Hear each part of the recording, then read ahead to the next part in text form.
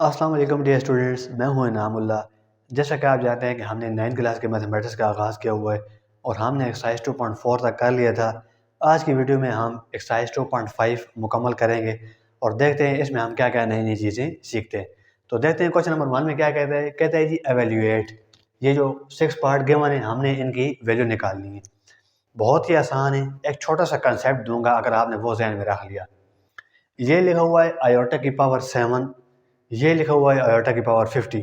ये दो क्वेश्चन अगर आपको सही समझ आ गए तो ये तो फिर आपको आराम से आ जाएंगे। ये आयोटा की पावर 7, ये आयोटा की पावर 50, ये आयोटा की पावर ऑड और ये आयोटा की पावर इवन। ऑड और इवन आपको पता है ना, जिस पे 2 का टेबल जाता हो वो इवन नंबर और जिस पे 2 का टेबल ना जाता हो वो ऑड नंबर। यहाँ पे पावर 7 ऑड है, इस पे 2 का टेबल नहीं जाता। यहाँ पे आयोटा की पावर 50 इवन है, इस पे 2 का टेबल जाता है। तो हमने सबसे पहले देखना है कि इसकी पावर ऑड है या इवन है। अगर इवन है फिर तो आसान काम है, ऑड है तो फिर भी आसान काम है। पहले मैं इवन को सॉल्व करता हूँ। इवन को किस तरीके से सॉल्व करेंगे, ये लिखो आयोटा की पावर 50, ये भी इवन, और ये आयोटा की पावर 12, ये भी इवन। देखें, जो आयोटा की पावर इवन होगी ना वो तो ठीक है, जो ऑड होगी उसको भी हमने पहले इवन बनाना होगा। फिर जब इवन बना लिया फिर वही काम होगा जो हम इवन में करते होते हैं। ये आयोटा की पावर 50 इवन है तो इसको आयोटा की पावर 2 लिख लेंगे। इवन बनाने के बाद पावर जो भी हो हमने उसको आयोटा की पावर 2 लिख देना है और ब्रैकेट डालनी है। अब 2 को हम किससे मल्टीप्लाई करें कि 50 बन जाए? 2 को 25 से मल्टीप्लाई करने से 50 बनता है, तो यहाँ पे ऊपर 25 लिख देंगे, क्योंकि फिर 2 जब 25 से मल्टीप्लाई हो तो फिर अगेन 50 बन जाए। अब ये आपने याद रखना है, आयोटा स्क्वायर की वैल्यू -1 होती है। आयोटा स्क्वायर की वैल्यू -1 होती है, ये आपने याद रखना है। अब ये लिखा हुआ है आयोटा स्क्वायर, आयोटा स्क्वायर की जगह मैं -1 लगा दूंगा और ऊपर आ जाएगी पावर 25। अब देखें, ये लिखा हुआ है पावर 25। याद रखें, जब भी पावर ब्रैकेट हो और ऊपर पावर ऑड आ जाए तो ब्रैकेट के अंदर जो नेगेटिव साइन है वो इसी तरह नीचे आ जाएगा। और अगर पावर इवन है, ब्रैकेट एक डली हुई है और ब्रैकेट के अंदर एक माइनस का साइन लिखा हुआ है और ऊपर पावर हमारे पास अगर ऑड है तो नेगेटिव साइन आएगा और अगर पावर इवन है तो नेगेटिव साइन ख़त्म हो जाएगा। अब ये 25 क्या है, हमारे पास ऑड है तो ये नेगेटिव साइन ख़त्म नहीं होगा, ये साथ आएगा बिल्कुल इसी तरीके से, माइनस लगा देंगे। और 1 की पावर 25 हमेशा वो 1 ही होगी। 1 की पावर जितनी भी हो जाए वो 1 ही होता है, इसलिए यहाँ पे 1 लिख देंगे और ये इसका आंसर आ जाएगा। कितना आसान है। ये देखें, ये भी इवन है, पहले इसको सॉल्व कर लेते हैं। आयोटा की पावर 12 मैंने बताया अगर इवन हो तो उसको आयोटा स्क्वायर लिखे। अब 2 को किससे मल्टीप्लाई करें, 12 बन जाए 6 के साथ, और फिर आयोटा स्क्वायर की वैल्यू क्या होती है, -1, तो -1 की पावर 6। अब देखें, ब्रैकेट है, अंदर नेगेटिव साइन है, पावर इवन है, तो इवन पावर हो तो नेगेटिव साइन खत्म हो जाता होता है। सिर्फ 1 की पावर 6 वो 1 ही इसका आंसर आ जाएगा। अब यहाँ आते हैं, ये आयोटा की पावर 7 हमारे पास ऑड है तो इसको हमने किस तरीके से इवन बनाना है। आयोटा की पावर 7 है ना, तो इसको हम लिख सकते हैं आयोटा की पावर 6 डॉट आयोटा।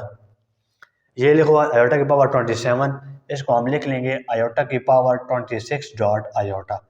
अगर हमारे पास पावर ऑड है तो हमने एक कम कर देनी और 7 डॉट आयोटा लिख देने। बिल्कुल इसी तरीके से देखें, आयोटा की पावर 7 थी, आयोटा की पावर 6 डॉट आयोटा लिख लिया। आयोटा की पावर 27 है, आयोटा की पावर 26 डॉट आयोटा लिख लिया।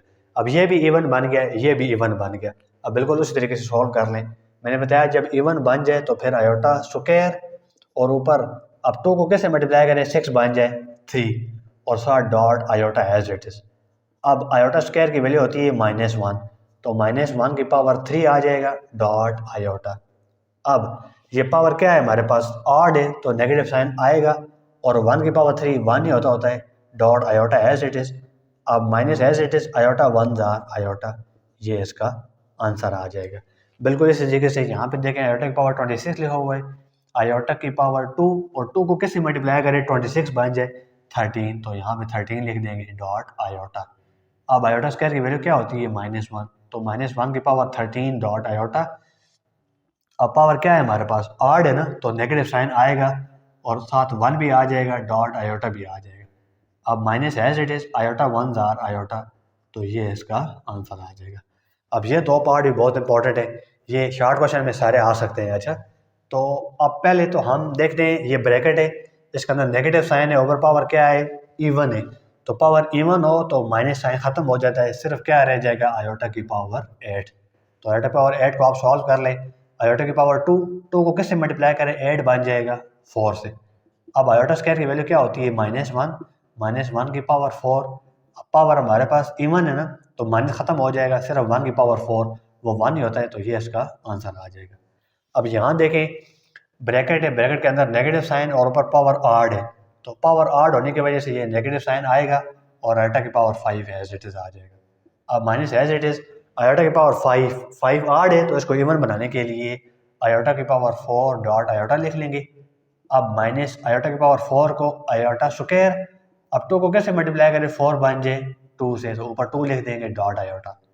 अब ये वाला माइनस एज इट इज़, और आयोटा स्क्वायर की वैल्यू -1 और ऊपर 2 डॉट आयोटा। अब ये वाला नेगेटिव साइन में लगा रहा हूँ, ये वाला, और ये जो नेगेटिव साइन है पावर इवन होने की वजह से ख़त्म हो जाएगा, और 1 की पावर 2 1 आ जाएगा डॉट आयोटा, और माइनस आयोटा 1 जार आयोटा। तो ये क्वेश्चन नंबर 1 के 6 पार्ट थे।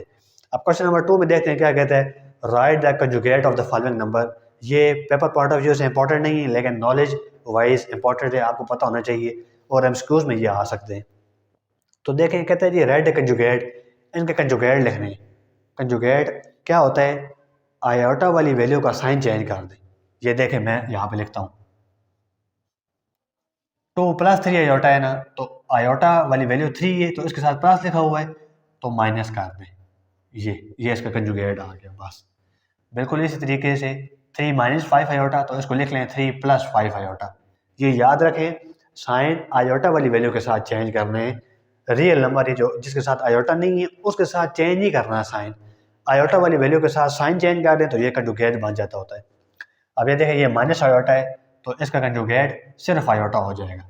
ये देखें, ये लिखा हुआ है 3 - 4 आयोटा, तो ये -3 - 4 आयोटा हो जाएगा। ये देखें 4 माइनस आयोटा, तो -4 + आयोटा, सिर्फ आयोटा वाली वैल्यू का साइन हम चेंज कर रहे हैं। ये लिखो आयोटा -3, तो इसको माइनस आयोटा -3 लिख लेंगे। इतना आसान तरीके से ये जो कंजुगेट आ जाता है। अब चलते हैं क्वेश्चन नंबर 3 की तरफ। क्या कहता है, right real and imaginary part. इनके रियल और इमेजिनरी पार्ट अलग कर लें। तो यहाँ पे मैं आर लिख रहा हूँ, आर का मतलब है रियल। तो रियल वैल्यू वो होती है जिसके साथ आयोटा ना हो। तो देखें, आयोटा नहीं है, वो 1 है, तो रियल वैल्यू हमारे पास क्या आ जाएगी, 1। तो यहाँ पे मैं 1 लिख रहा हूँ। और इमेजिनरी क्या होगी, वो भी 1 है, क्योंकि आयोटा वाली वैल्यू क्या है, 1। यहाँ पे मैं आई लिख रहा हूँ, आई का मतलब होगा इमेजिनरी, और आर का मतलब होगा रियल। रियल भी 1 है और इमेजिनरी भी क्या है, 1 है। यहाँ पे रियल जिसके साथ आयोटा नहीं है वो क्या है, -1, और इमेजिनरी जिसके साथ आयोटा है वो वाली वैल्यू क्या है, 2। यहाँ पे रियल जिसके साथ आयोटा नहीं है वो क्या है, 2, और इमेजिनरी जिसके साथ आयोटा है वो क्या है, -3। अब जिसके साथ रियल जिसके साथ आयोटा नहीं है वो क्या है, -2, और इमेजिनरी जिसके साथ आयोटा लिखा हो वो क्या है, वो भी -2। नेक्स्ट, यहाँ पे रियल तो कोई भी नहीं है, तो हम 0 लिख लेंगे, यानी ऐसी वैल्यू है ही कोई नहीं जिसके साथ आयोटा ना हो, तो वो फिर 0 लिख लेंगे। और इमेजिनरी जिसके साथ आयोटा लिखा हुआ है वो क्या है, -3। बिल्कुल इसी तरीके से रियल क्या है, यहाँ पे 2, इमेजिनरी क्या है, आयोटा वाली वैल्यू क्या है, 0। तो ये इस तरीके से रियल और इमेजिनरी बाहर आ जाएंगे।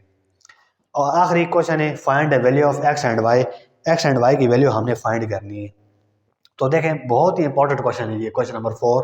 शॉर्ट क्वेश्चन में ये आ सकता है। किस तरीके से करेंगे, ये लिखा हुआ है x + आयोटा y + 1। हम क्या करेंगे, ये x लिखेंगे और फिर ये 1 लिखेंगे और फिर ये आयोटा y लिखेंगे, और = 4 - 3 आयोटा। ये क्या किया है हमने, ये दो वैल्यू के साथ आयोटा नहीं था तो इनको इकट्ठा कर दिया, इसके साथ आयोटा था तो उसको अलग कर दिया, और ये एज इट इज़।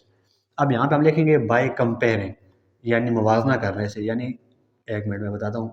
यानी बाय कंपेयरिंग का मतलब है कि इस तरह की वैल्यू और उस तरह की वैल्यू को इक्वल रखेंगे।